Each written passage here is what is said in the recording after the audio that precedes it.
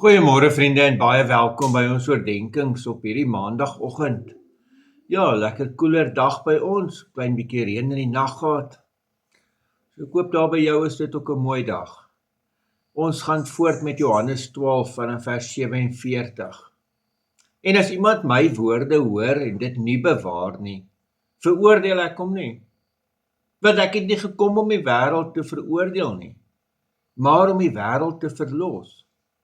Wie my verwerp en nie my woorde aanneem nie, het iets wat hom veroordeel.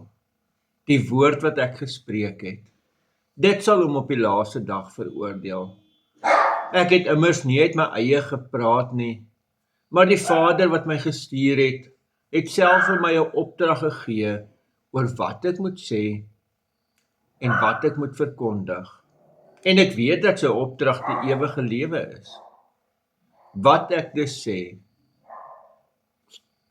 ek presies net soos die Vader dit vir my gesê het. Geliefdes, baie belangrik in hierdie teks dat die woord van Jesus is die woord van die Vader.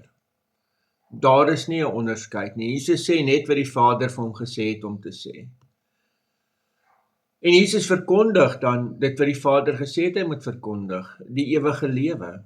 En hier het hy die woorde wat die ewige lewe gee. En as jy hierdie woorde in jou hart bewaar en jy glo dit, dan het jy die ewige lewe. En dan sê Jesus, hy het nie gekom om die wêreld te veroordeel nie, maar om die wêreld te verlos. Dit was sy taak. En nou sê hy selfs, maar as jy dit nou nie doen nie, dan veroordeel hy jou eintlik nie. Die feit dat jy hierdie woorde nie aanneem nie, veroordeel hierdie woorde jou eintlik maar net self. So Jesus se bedoeling was nooit om te kom oordeel nie. Sy bedoeling was om te kom en die lewe te gee en die wêreld te verlos. Ja, in die kerklike jaar is ons nou besig met lydenstyd. So dis baie goed dat ons hierop fokus en vra met watter doel het Jesus aarde toe gekom. En besef daar was net een doel. En dis om my en jou te verlos.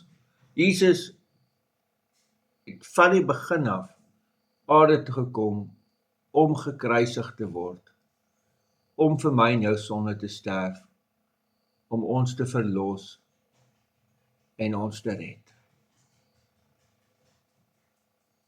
Mag ek hierdie verlossing aanvaar? Mag ek sy woorde aanvaar? En mag ek sy woorde in my hart dra? Amen. Here almagtige God, baie dankie ook vir hierdie teks. Dankie dat ons die woord het. Dankie dat ons hierdie woorde ook in ons hart mag dra. Dankie vir die groot genade. In die naam van ons Here Jesus Christus. Amen. Vriende, mag jy 'n baie mooi en 'n baie geseënde dag hê. Totsiens.